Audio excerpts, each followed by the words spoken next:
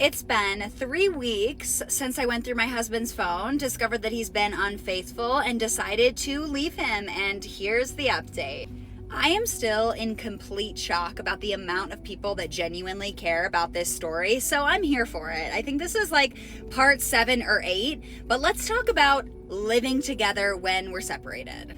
My soon-to-be ex-husband and I are very much separated. I told him we are not together anymore. You are not with me. I am not with you. If you want to go out and see other people, do your own thing, you do that. I am absolutely going to be the same.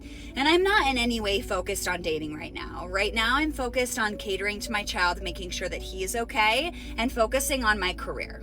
But coexisting in a house with someone that you were with for 10 years and now you're no longer together with them is really challenging. Like, I didn't really know how this would go, but there are times when, I'm gonna be honest, like, he doesn't come home at the usual time that he would come home, and like, I'm wondering where he is. Now, I don't have his location on his phone anymore, and it's not my place to text him and ask why he's not home at 9 o'clock at night when he has to work the next morning. So that's probably been the hardest thing for me. I know a lot of you are going to ask, why is he still in the house? Well, it's because we have a lease together on a house, and I can't afford to live in the house by myself, and neither can he. So I don't feel quite right asking him to move out and pay rent in 2 places. He obviously has an obligation to pay half of the rent, and so do I. We're just gonna have to coexist for a few months until our lease is up, and that just is what it is. Like, that's being separated when you've been together for 10 years. Like, this doesn't happen overnight. Like, this is gonna take time. Meanwhile, he has not told absolutely anyone that we have broken up. Like, he goes and hangs out with his friends, he goes to work, he does the thing, and he hasn't said anything to anyone. And I asked him why, and he said, well, I don't feel like it's official yet. Like, when I move out, like, then I'll tell everyone. And what I think is interesting about that is that I just don't feel like he believes me. Like, I don't think that he believes that I'm actually done with him and going to separate from him entirely, like, once we're able to move out. I don't think he believes me. Like, I think he's trying to call my bluff, and not telling anyone kind of shows that I know that he doesn't want this, even though he completely sabotaged our relationship by doing all of these things, but doesn't ultimately want to make the move to move out. It's very strange. Like, when I come home from a long night at work, I have dinner ready for me on the table still. He makes me coffee in the morning and helps me prepare my car before I leave for work.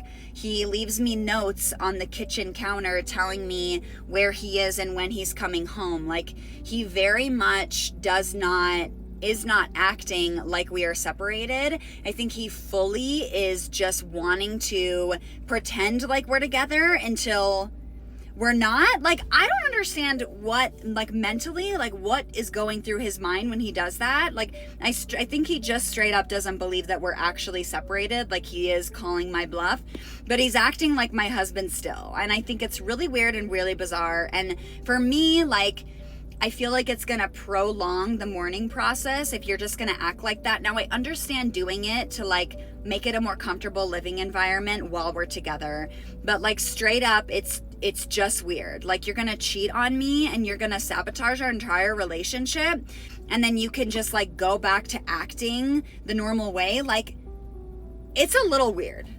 And he has voiced to me on several occasions that he would like to stay married and have an open relationship and not get divorced and maybe live separate for a year and then see how it goes. So, you know, I think that he's in la la land, and I don't think that he is going to be ready for it when it happens, but, like, that's really not my problem. I've disconnected from him emotionally and spiritually, and I don't really feel that connection. Now, living with him is very interesting.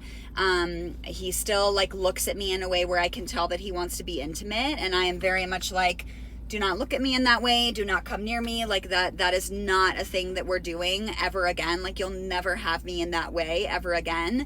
But the whole thing is very interesting. So on the next video, I'm going to talk about the top 3 comments and concerns that people have in this entire situation. So stay tuned, but that's the current update.